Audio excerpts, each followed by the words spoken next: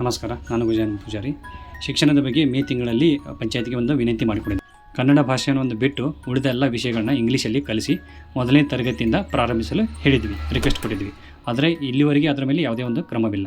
ಬಡ ಮತ್ತು ಗ್ರಾಮೀಣ ಮಕ್ಕಳಿಗೆ ಇಂಗ್ಲೀಷ್ ಮೀಡಿಯಂ ಕಲಿಬಾರ್ದು ಅಥವಾ ಹಳ್ಳಿ ಮತ್ತು ಬಡವರಿಗೆ ಸರಿಯಾದ ಮೂಲಭೂತ ಶಿಕ್ಷಣವೂ ಇಲ್ಲ. ಇದು ಒಂಥರ ದರಿದ್ರ ರಾಜಕಾರಣ. ಆದರೆ ಮುಂದಿನ ವರ್ಷ ಆದರೂ ಸರಿ 1ರಿಂದ 3ನೇ ತರಗತಿವರೆಗೆ ಇಂಗ್ಲೀಷ್ ಮೀಡಿಯಂ ವ್ಯವಸ್ಥೆ ಬೇಕು ಅಂತ ಹೇಳಿ ನಾವು ಮತ್ತೆ ಕೇಳ್ಕೊಂಡಿದ್ದೀವಿ ಅಥವಾ ಮತ್ತೆ ಕೇಳ್ತೇವೆ. ಮತ್ತು ಅದಕ್ಕೆ ಬೇಕಾಗಿರೋ ಶಿಕ್ಷಕರಿಗೆ ತರಬೇತಿ ಕೊಡಿ.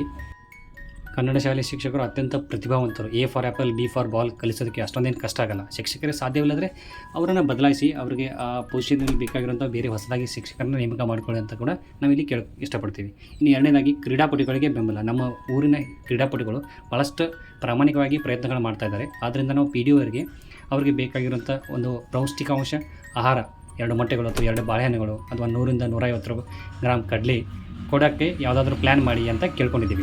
ನೋಡೋಣ ಏನಾಗುತ್ತೆ ಅಂತ.